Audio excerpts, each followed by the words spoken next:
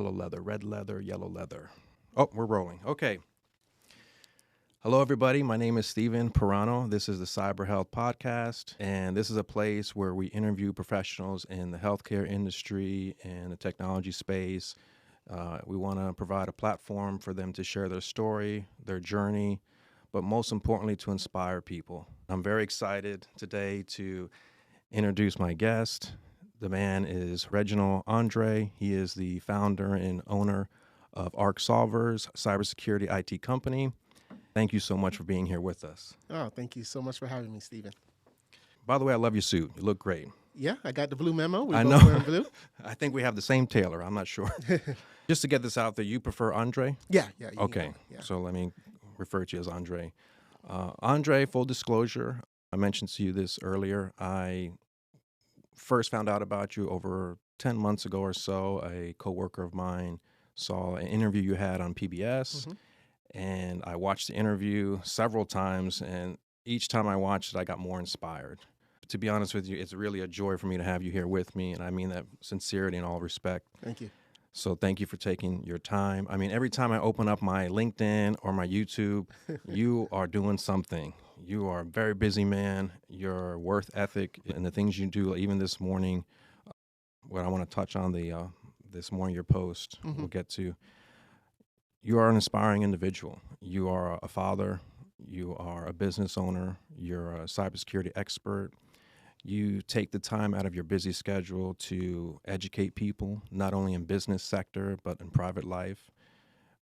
I know your wife has a nonprofit, I believe, that's a human trafficking awareness. And how do you pronounce the organization? The Mavuno Project. The Mavuno Project. Okay, so we definitely want to discuss that. Sure. But really, let's just start from the beginning, how you really got into IT. So I grew up in Miami, so South Florida guy most of my life, and I was going to high school, and there was a teacher, and I was in a program, and the teacher put me in a program with the school IT director, because there was about like 500 computers, and it was only that one guy. And they did a program where they said, okay, hey, juniors and seniors, if you have a free elective, go ahead and team up with Dr. Cash. And what basically he's going to do is teach you a little about the computers. He's going to give you a little sticky note. And when a teacher says something's wrong with a computer, he's going to send you there. And if you can't fix it, call him. He's going to then teach you. And then next time, like Windows 7 days. Oh, wow. Yeah, where, computer blue screens and things like that. The hard drives will always go out. So it was just always just doing those type of computer repairs. And then from there, I was working at CompUSA. That's, when I met this guy, that he came into the store. And I was just doing retail, helping people with, buying computers and things like that. And he comes into the store and he buys, shopping cart after shopping cart after shopping cart full of items. Wow. And, he's probably spent about $50,000 that day. Mm. And I couldn't like believe it. It was like one of my biggest sales, Sure. Here I am making $11 an hour, counting the commission I'm going to make off of this. Right. And at the end of the sale, he said, I have no idea how to set this up. And I need someone to set this up for my home. First of all, I couldn't believe he was buying that for his home. I thought he was like buying it from, maybe a studio he was doing or his business. Mm. And at the time, I would always do work for my friends and said, sure, you know what, I can come to your house and set it up. And as I mentioned, I grew up in Miami Gardens. So when he gave me his address, it said Miami South Beach. Oh. And I had never been to Miami Beach. I had never been exposed to it. I may have seen like CSI Miami, one of those type of shows. Right. So that Saturday morning, I put it in the old school GPS. And for the first time, I'm down the 95 and going through the MacArthur Causeway. And I'm seeing the yachts and the boats and the luxury cars. And I go up into his unit, it's all marble floor, Wow. beautiful, overlooking the marina. He's on the 17th floor. And I set up his computers and his TVs and the Wi-Fi. And one of his friends comes in and says, wow, who set this up for you? And said, Andre did. It's like, well, can you come to my home? So then I went to his home. And as I'm at his home, I'm installing like chess software. And, back then you take the CDs and you do all of that. And I'm finished with the job, and I have no idea how much to charge him. So I called a guy that referred me to him, And I say, hey, I'm at your friend's Eric's house. How much should I charge? And he said, charge him $300. I'm like, $300? What do you mean charge him $300? He's like, all I did was, install some software, set up his computers, about 3 hours of work. He fed me, so it's like, I'm thinking like $50, $75. Sure. He was like, nope, write down a sheet of paper, everything that you did, and give him the invoice. So I'm going and I'm shaking, thinking this guy's going to throw me off his balcony. Right. And he looks at the invoice. He goes in his pocket. And Steve, when I tell you wads of hundreds, like bigger than my finger. Wow. 100, 200, 300. Looks at me, smiles, goes in the middle, 20, 40, 60. $60 tip on top of the 300. Wow. Thank you. From there, the guy that I met at the electronics store starts sending me all of his friends. 6 months later, he calls me and says, hey, Andre, I didn't tell you this, but I'm a retired 41-year-old multi-millionaire. All my friends are ecstatic about you. You're diligent. You're a hard worker. I know you're going to school, become an English teacher, but go ahead and slow down on that and let's start a business together. Wow. So I call my mom and, tell her everything that's going on. And, she is Haitian. She's Haitian descent. She says, Andre, this is why I came to America. For that American dream, for you to do better. Right. Go do it. Wow. So I quit school and I go, and fast forward 9 years later, we are the kings of South Beach. Everybody knows us back then. Wow. Fixing computers, setting up networks for businesses, residential, and, everything is great. My business card says managing partner. My email address says vice president.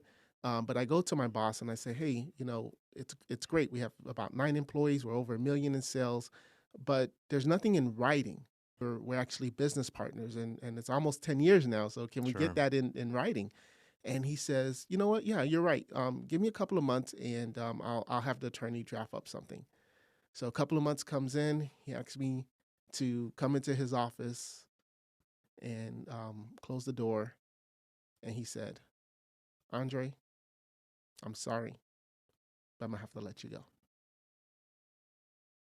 Let me go.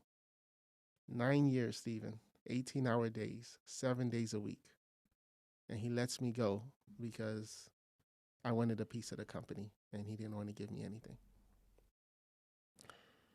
So I can remember being in the garage in the building thinking, what am I going to do?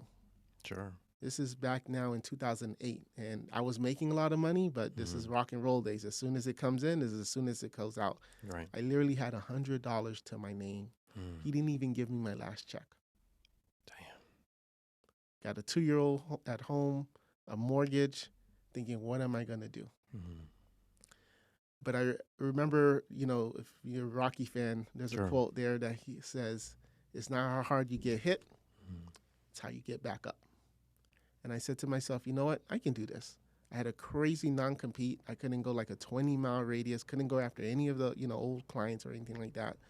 And I just said, all right, I got to go back home. I foreclosed on my home, moved back to my mom's house, the Florida room, and just had to just start knocking on doors and just start building again. Wow. And that alone teaches you a lot from that experience, but it also teaches you resilience, right? Yeah. Perseverance. So then what was the next step from there?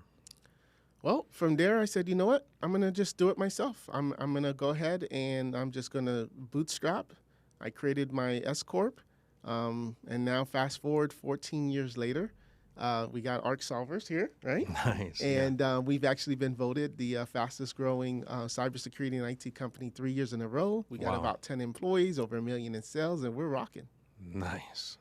So there's the other side to the story, right? And I'm glad you share this because I think people need to hear that. So real quick, on that transition, how difficult was it? I mean, I know you were established, but you also had a non-compete. So how difficult was it for you to start Ark Solvers? Oh man, extremely difficult because I was running the business.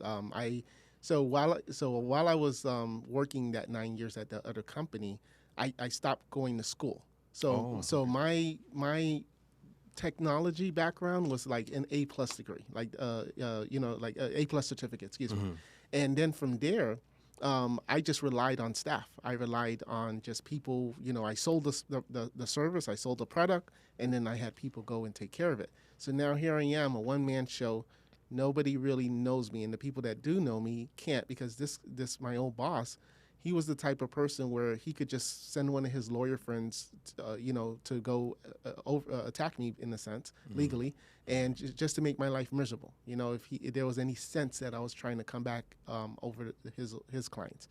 So I had to do everything myself, and my knowledge was very limited when it came to technical. So I had to first focus on the residential market, because it's not too hard to set up a printer and help Sure. grandma with her computer and stuff Right. like that. Right. But then from there, I started to mature the business, and I started to go after businesses and so forth.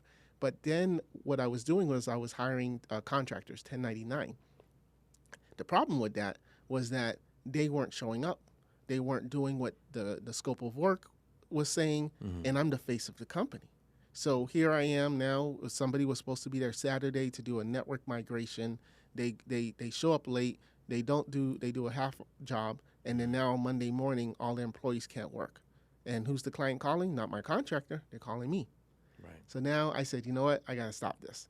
I got to be able to not only talk the talk, I got to be able to walk the walk. So then Sure. from there, I went back to school, and I went to Broward College, Hmm. and I took information technology. I took business administration, and Hmm. then from there, I was able to manage the clients better, and also be able to help them, and kind of have that, like, that technician hat as well. Sure. So with that, going back to starting a company, what you just said about learning, you went to school learning business as well. hmm If someone want to start a company, you recommend that to like go to that extent? Even if it's a YouTube video, Okay. you may not have the time or capacity to go back to school and get like a AA degree like I did, Sure. but you got to know how to look at a statement, a profit and loss statement. You got to know about a balance sheet. You got to know about costs. You got to know about profits. You got to know about markup and margins and things like that. And all of those things are taught in some type of business administration, business type of degree. So even if Mhm. you go on YouTube and you find like a series where there's 13 videos and there's a professor or someone talking about it, an hour a class, but I believe it's going to be very hard, and you're going to limit yourself to your business, because you're not going to be able to know how to scale, because you don't know business. I mean, yes, you can go and you can sell your widgets and sell your services, but then at the end of the day, if there's no money left in the bank account because you've been mismanaging it, because you don't know how to manage, then it's not going to do you any justice. Got it. That makes sense. And was it hard to get clients, when you were first starting out? Oh man, I could tell you some stories. So basically, I with the $100, Right. I, the first thing I did was I created my S corp with the state of Florida, Okay. and then from there I also went to Kinkos, Okay. and I went on Microsoft Publisher. I created like the corniest. I wish I still had it. It was the Uh-huh. corniest advertisement. Uh-huh. And then after that, I got the neighborhood kids, and I gave them like Skittles, like something really small. And I say, look, we're gonna go to this area, very wealthy area in North Sure. Miami Beach, Uh-huh. and we're going to take this flyer. Here's a piece of tape, and put it on all their mailboxes. So that way, when people get their mail, Mhm. they'll be able to like, oh wow, computer repair. Remember, this is back in the days when computer repair was a big business for Sure. residential, Yeah. and they were like, oh, okay, computer repair. So next day, U.S. Postal Office, inspectors calling me. You can't be putting, stuff on the mailboxes. People are complaining because it's illegal to put anything in someone's mailbox. Only the Oh, post office can do it. wow. And another thing Okay. I did was I took the flyers, and one of the kids that I knew, he lived in a high-rise condominium, and I was like, hey, just here's some Skittles, and go and put this on everybody's door. Uh-huh. Oh, those residents were upset. Really? Yeah. So, and then one time I even took the same flyers from Kinko's, and Mhm. I said, okay, we're gonna go to this Publix and just put, because advertising, I needed the business, and I Right. didn't, and there was no like Facebook marketing and stuff. Plus, I Mhm. didn't have the money. Sure. So Sure. with Kinko's, I was for $50, I was able to put like 1,000 flyers. So then I was like, hey, we're gonna go to Publix, and we're gonna pass these flyers out and put them in the windshield, and we put them on the windshield of the car. And of course, with my luck, it rained the next day. So now this Oh. cheap paper stained the people's Oh, windshields. And then some other people, myself and some of the guys, we put it on the driver's window. So now they don't see the paper as they're coming in their car. They put their window down. Now the paper gets stuck, and now they can't. Oh my gosh, dude! So many stories of horror shoot. stories that I would have probably just given up right there. Right. Wow. So, okay, so now you're established, you got some clients, you talked about scaling. At what point when you're starting out do you make that decision? Like, how did you make the decision to scale? I was working 80 hours to basically build a business because I couldn't afford it. One of the things in the business is you're gonna, unless you have a rich uncle, you're gonna have cash flow issues because you're gonna invoice a client, and usually with businesses they have a process, so they're never gonna pay you like right then and there. It's not like you call the plumber and the plumber's expecting the money right there. Right. No, businesses have to process your invoice. But if you have workers, how are you going to be able to pay them on Friday? You still haven't gotten the check from the client. So I had to do a lot of that. And in reality, I was living check to check. I follow Dave Ramsey. Not sure if you heard of him. Dave Ramsey talks about living debt free and not using credit cards and things like that. So especially that made it even worse. But it was also a blessing because by building my business with no debt allowed me to not grow too fast. At what point did you feel that you're able to trust someone and bring them into your business and give them the access to files and information and customers? Yeah, because that's a big thing with cyber is that you have to make sure that your staff, they're going to be, we have clients that are real estate developers, insurance brokers, medical clinics and things like that. So there's a lot of regulation when it comes to that. So when we hire, we always hire usually by referral. So, for example, 3 of my staff now went to Broward College, and they were actually referred by Brian Ferris, our professor. Shout out to Brian Ferris. Yes, yep. Great professor. Yeah. So, and then we usually do like a 90-day probation.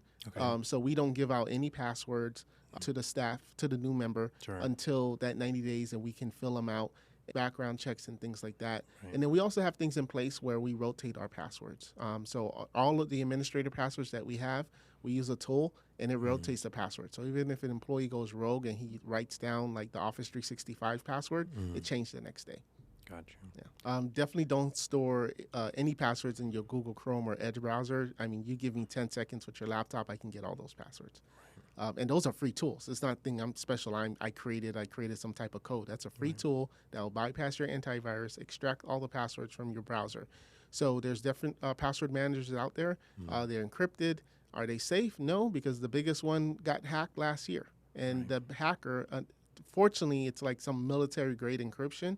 But with AI coming, it's only a matter of time until they're going to be able to break that key and literally get a treasure trove of like hundreds of thousands of people's passwords. So going back to Broward College, I know recently you gave a commencement speech at Broward.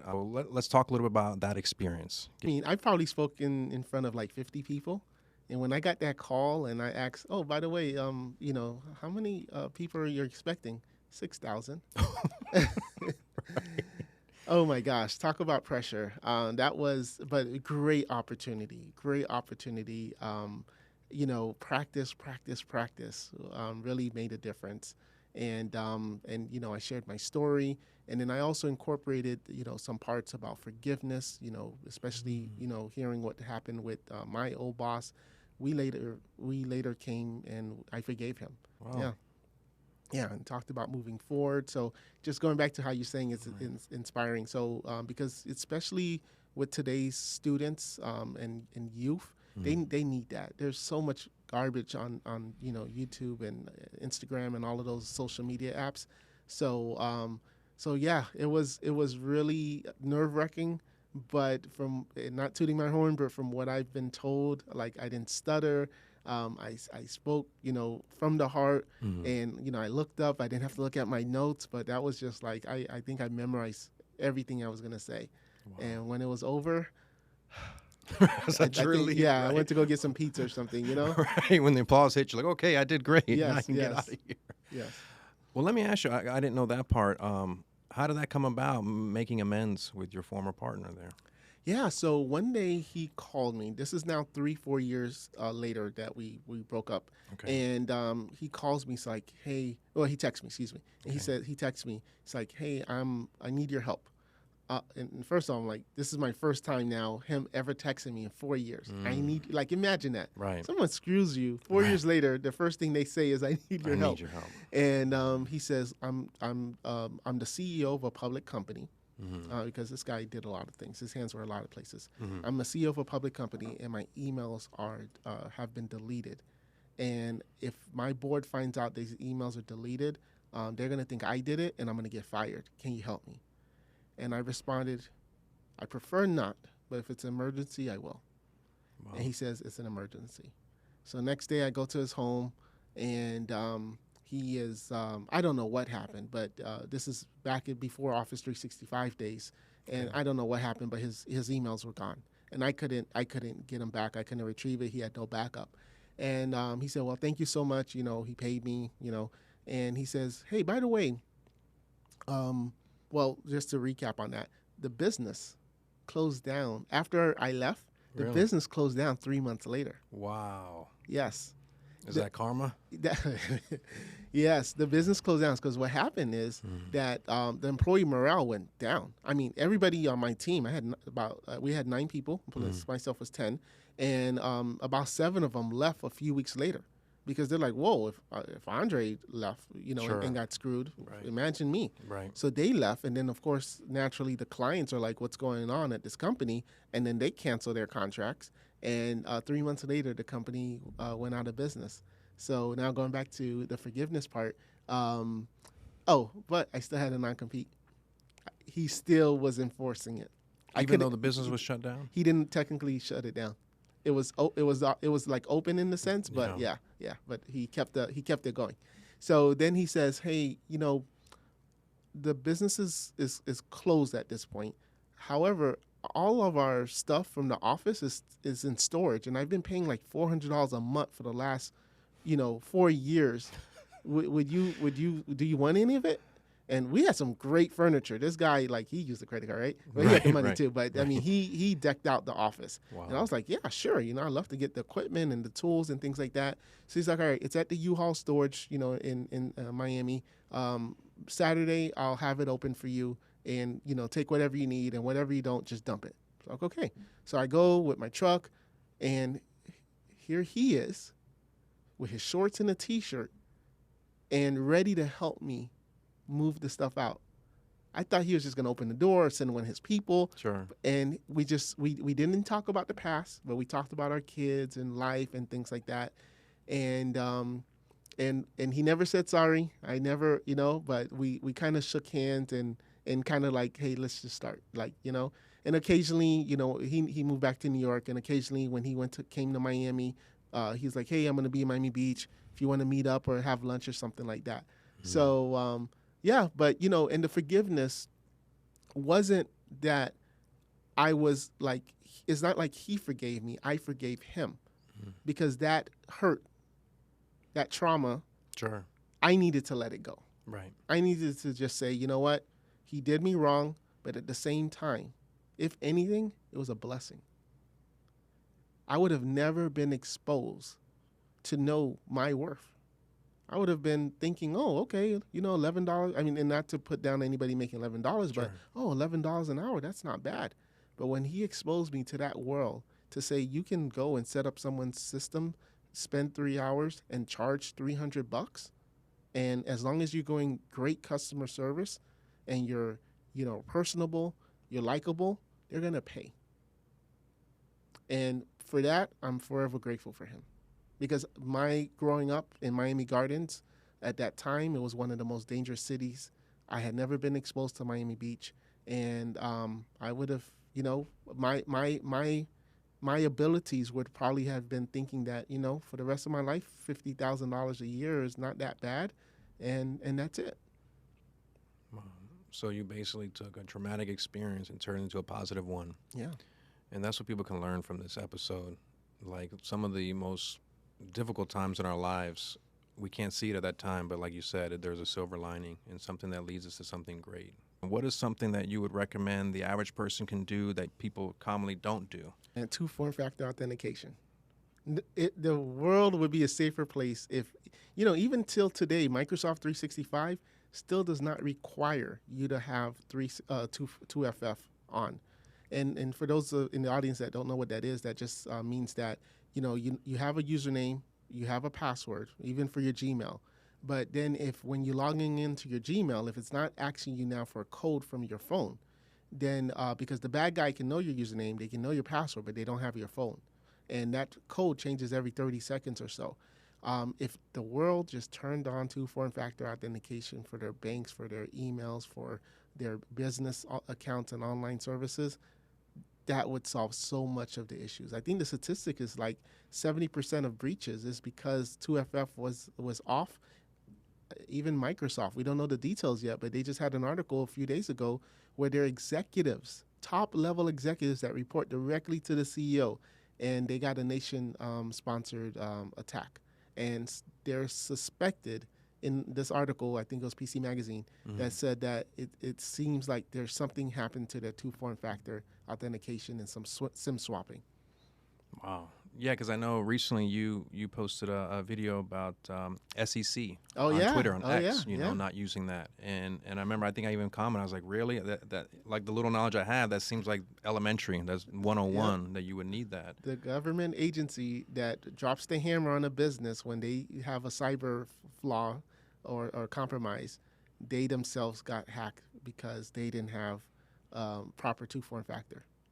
Now, and I'm assuming that this company has cybersecurity professionals, right? Maybe GRC people that enforce policies and procedures, and it just wasn't followed. Wasn't followed, or for whatever reason it was turned off. Like, because a lot of times you'll get a user, oh, okay, we got a new cell phone. Okay, well, we got to we have to reestablish the two-form factor token, and maybe a technician disables it. They call the client. The client doesn't answer. Everybody forgets, and then there's no alerting to say, hey, Barbara still has 2FA disabled. Interesting statistic is that 50%, I was on my podcast yesterday, 50% of IT professionals are looking for work, meaning like they don't want to stay in their current job. They want to, go to a different opportunity, a different organization. Right. So when you have that much turnover every year, you're bound to have errors. Because you don't have that one person or that one group, that core group that is like, oh yeah, I remember this 2 years ago or something like that. Fred gets fired or he leaves, and he was supposed to call Barbara back to turn on the two-form factor. Of course, he didn't put it in the notes. Right. And then that's it. Wow, it's that trivial. And I know recently you also mentioned, speaking about breaches, Raptor, right? Was it Raptor? Yeah. For the Broward County, the schooling. One thing I took away from that you were saying is, as far as notifying people, your customers or whoever, is there not a required law that companies have to notify and let's say, hey, we were breached, we're sorry, we're doing this and that to triage the situation? Okay, so there actually just was a law. But the thing with these laws, just like HIPAA, right, there's no teeth. SEC has Securities and Exchange Commission has teeth, but HIPAA and then another one, which is the FTC, Federal Trade Commission, they're the ones who monitor the consumer activity. They protect the consumer. They have a law now that says that if a business has a breach in more than 500 customers, clients' records, then they have to notify them to say this happened. But the problem is there's no FCC police. Nobody's coming and knocking on the door to audit you. I've seen breaches. I had one where it was a potential client, and it was a nonprofit. They did not notify their donors. They did not notify their clients. They did not notify their members. They just swept it under the rug because it was too expensive to remediate. And they just said, no, don't worry about it. We'll just, And if you say they put the law in for the minimum is at least 500? 500, yeah. So that means anything under 500 does not have to be reported. Correct. Wow. And the sad thing is, we're talking about your driver license, your social security number, right, your personal identifiable information. So like this is like this stuff can ruin your life. Someone can take your credit. We have, the influx of, the people coming into the country, and there's now identity theft because they need to show something. So they're going to take your social, they're going to take your, your information, just to put in through the system. A lot of it's happening. And then a year when you file your taxes, and then 3 years later, the IRS then says, hey, you filed your taxes, but we show you had this other income you didn't claim, or you try to file your taxes and someone already did it. So there's so much different identity fraud that's happening because of this. And it sucks that companies don't even think to tell their employees, their customers. And what is your opinion about the identity fraud companies that say, we scan the dark web or the deep web to make sure that your information is not out there for sale? It's important. It is a legit service. Okay. The biggest thing I would just do is freeze your social, because without your social, obviously they're going to be very limited, and that means that if you ever went to go get a car or something, they would just, before you do the transaction, you just have to call the 1-800 number to unfreeze it. But that would solve a lot of issues. And then usually that's like an add-on. So LifeLock in those companies, and $200 a year, and then they say, hey, for an extra $50, give us your email address, and we'll also be scanning the network. So I think that's good, because it then alerts you so that you can then know that, okay, something's going on. Because what can happen, like this nonprofit I was telling you about, is that their donor database got compromised. Their donors don't know that this happened. Now someone creates a new email address with one letter off and just says, hey, thank you so much for last year for donating. We're having a January, push. Can you donate $50?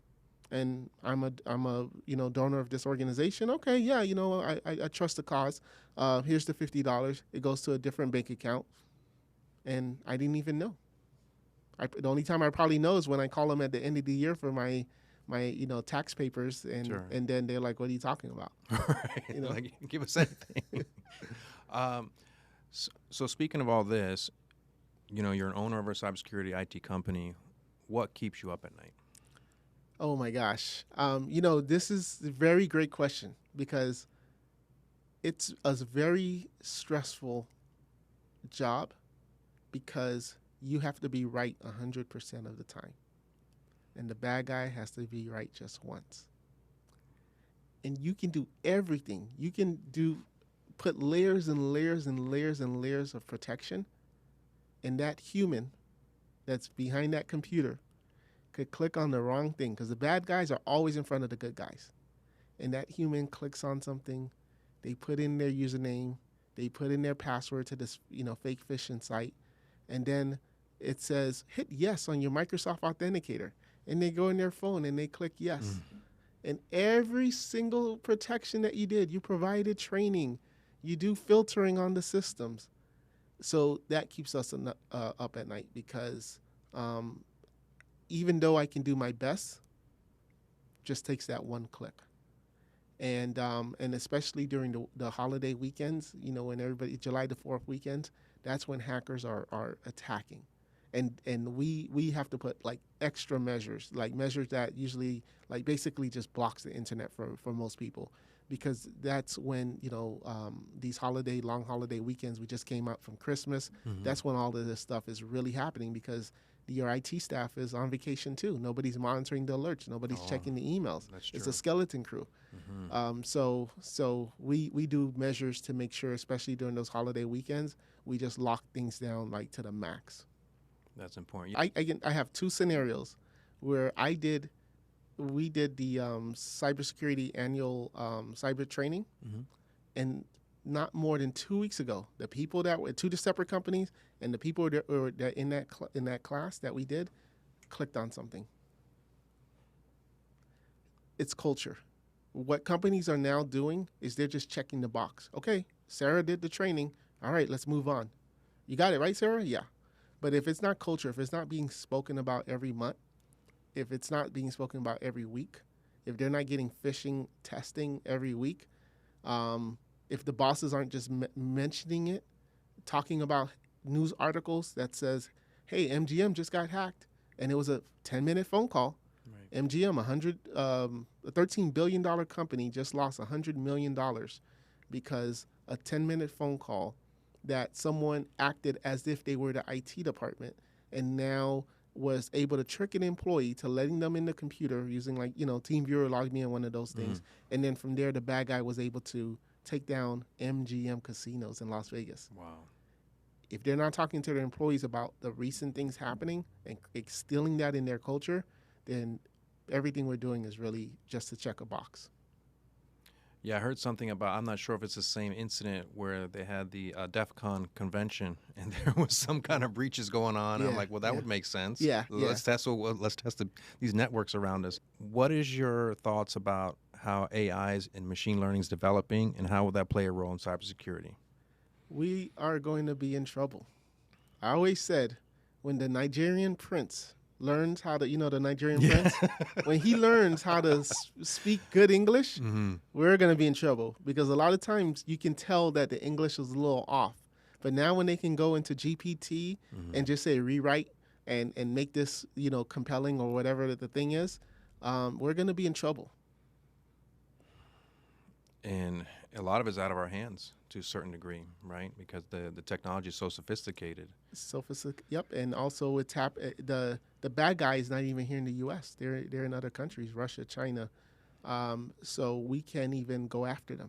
The Chief Financial Officer of Microsoft reports directly to Nutella, and her email got breached. It was also the president and other executives. So that was like the top two. These are people that are talking about forecasting, trade secrets, and you have Russia government was able to read their emails. Wow. So that leads to question. If Microsoft can't even make sure that their systems was the compromise full blown, because they found a vulnerability in Microsoft system, and that same vulnerability lies in all of us that's using some type of Microsoft product, so it's scary, man. And that's another thing in our industry, is that, again, we can do everything right, but we have to now depend on other vendors, supply chains, and if they have a compromise, look at Broward, like how you mentioned Broward Public Schools. It wasn't Broward County Public Schools that did anything wrong. It was a technology vendor that they used that had a breach. And now if you're a student, if your kid goes to Broward County Public Schools, your social security number, your driver license, if you've ever had to provide the school any type of court records because there's some issues with parents or whatever like that, all of that now is in the dark web. Wow. Just like that. Yep. And still today, there's probably a lot of people that don't know. I talked to a couple people, they say they might have gotten an email, or maybe they didn't. Right. They brush it off, they went to spam. Moving out of technology for a minute, I did want to touch on the nonprofit. Yeah. And please pronounce it so I don't... Yeah, the Mavuno Project. The Mavuno Project. So let's talk about that. How did that start? Sure. So my wife is the founder, and she runs this full time. And this is number 2 biggest illegal activity. Wow. It's bigger than drugs. Wow. Know what number 1 is? Cyber. Oh, cyber, right. Cyber attacks. So ransomware is like number 1. Human trafficking is number 2. Wow. And then in drugs and all of that. So just imagine that you have this human trafficking bigger than the drug market, the illegal drug market. And the reason is because if you are, you like cocaine or something, or, crack or whatever, I have to go to my supplier. I have to then give it to someone to sell it to you, right? And every time you want another hit, I got to go back. But with a person, I can control that person, and I can resell that person on average 8 times a day, 7 days a week. I don't have to go back to a supplier. So what we do in this project, and unfortunately, Miami, South Florida, we're number 1 in the state with human trafficking, and Florida is number 3 in the country. Wow. That means that you have men, women, and children that are coming into our state, coming into our city, and without their consent, being trafficked for sex against their will. But now a trafficker can be right here on this couch, but they're programmed where they won't say anything.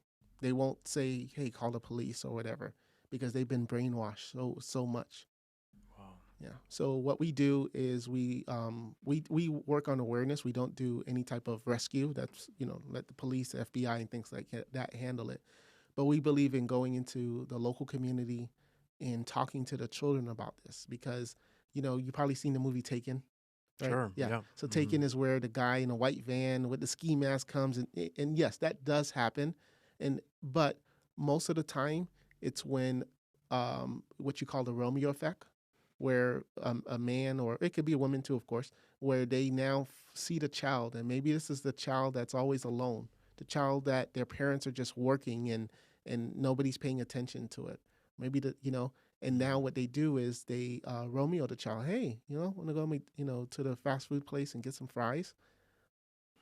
Hey, you want to go back to it's a little hot out here. You want to go back to the house, get some ice cream, and then from there they do that, and then it just goes bad from there. So we raise awareness on that. Say, stranger danger, being careful. That's the cyber side. Being careful when you're on these social media websites, when you're Sure. playing video games. Now you can talk to strangers all over the world, and this is where they lure people into these into going somewhere with them or calling them.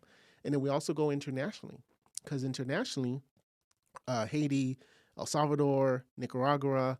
We're going to Africa this year. Wow. And the reason is because these countries, especially the third world countries, they are now just getting cell phones. So their parents never had smartphones. But the new gen, I don't even know what it is now, I think it's A, but the teenagers now, they're the first generation of getting cell phones. So their parents don't know to tell them, hey, look, you're going to be on this Facebook and you're posting your pictures. And if somebody just says, "Oh, you're so pretty," you want to talk to me, or "Hey, I'm going to take off my shirt and you send me one with taking off your shirt. And then, hey, let's meet here." So we raise awareness on that as well. And we raise awareness to the schools. We go to the government, and we just, making it known about what's Right. happening. Right. Wow. Well, God bless you guys for doing that, because that's very important Yes. for people to know. I know the movie recently, Sound of Freedom, Of course, yes. put things on the map Yes. to remind people. I mean, Yes. it's kind of that old adage where, well, if it's not in front of my face, I don't know. Mm-hmm. I have my blinders on. Yep. And of course, you got the Jeffrey guy. Jeffrey Epstein, right? That never ends. It's infiltrated. It seems like it's infiltrated on the highest levels, right? I mean, I'm not a conspiracy theorist, but I'm not stupid either. I read, I hear, I listen, I watch, and at some point, like they say, if someone keeps calling you the devil, at some point maybe you're the devil, right? Right. And unfortunately, America, here in the U.S., we are the number one consumer of human trafficking.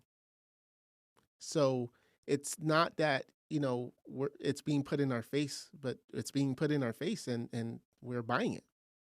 People are Right. buying sex, and that's the problem.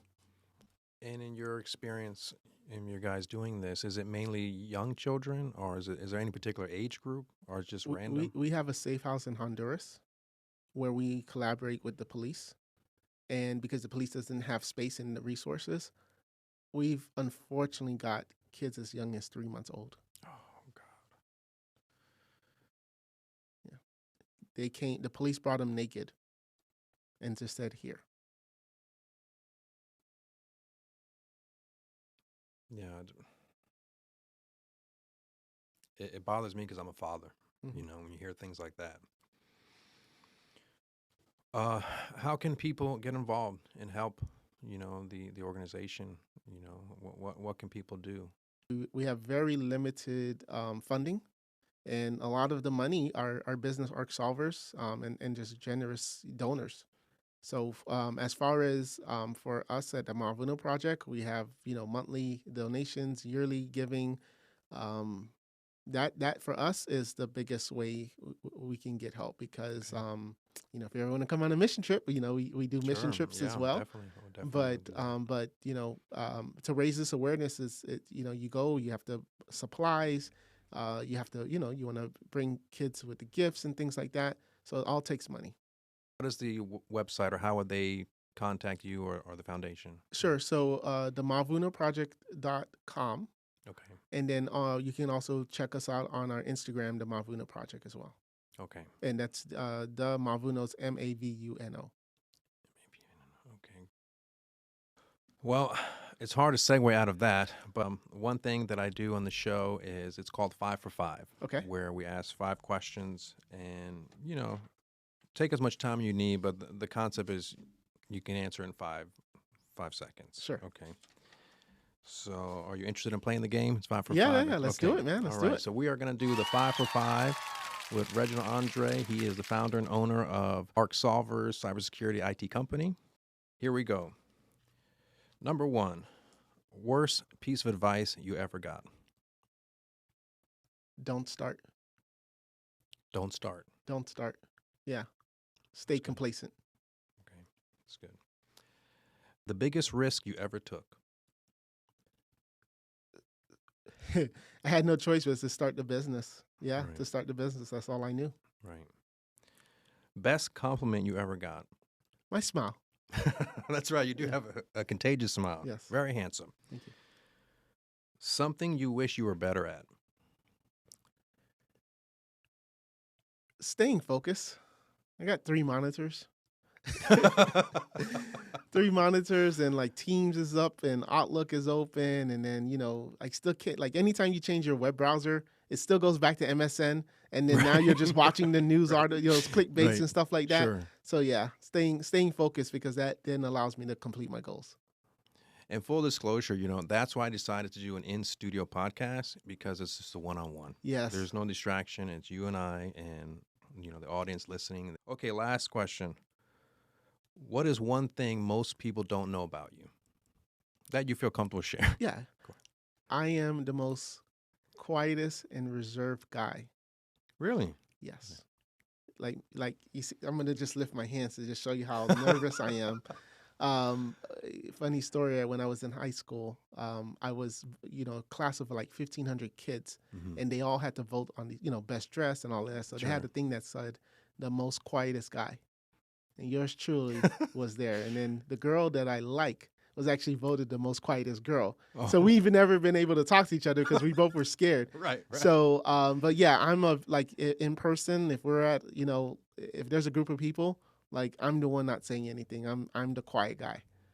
But Right. one-on-one, I'm a little better. But even though I'm really coming out of my shell, Sure. to even do this. Sure. Well, then I appreciate you doing this Yeah. and coming here. Before we wrap up, I did want to give a shout out. We might have already, but a little bit more to Broward College. Yes. There's a lot of great professors out there. Professor Brian Ferris, Sherry Cox for Python. Okay, yeah. Professor Archiles, Professor Pinsky, Professor Vargas, Oh yeah. all these professors that I've had in contact with, and they are great people. They want you to learn. They're here to help you. You want to add anything to about Broward College, your experience? You're an alumni. Yeah. Was that Louis Pinsky? Okay. Yeah.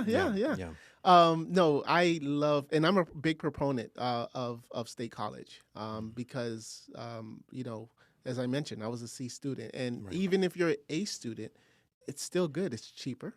Right. Right. You can save even if you have like a Pell Grant, or if you have a Florida prepaid. Save your money and Sure. do your 2 years there, and then from there go on. But now we have 4-year Right. options. Right. So I'm a big proponent. I also serve on the board there as Wow. well. So yeah, Nice. Right. yeah, big advocate. Big advocate, yeah. So big shout out once again to Broward College. Nothing but love here. And well, Andre, thank you for your time.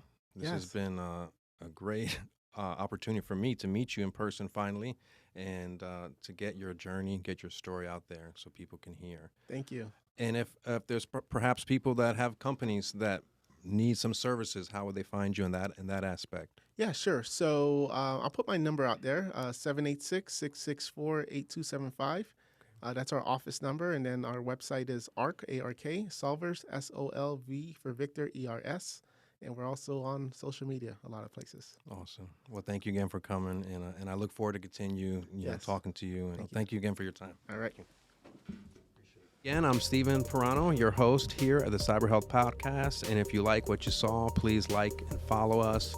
Follow us on social media. We look forward to seeing you on the next episode. Thank you so much.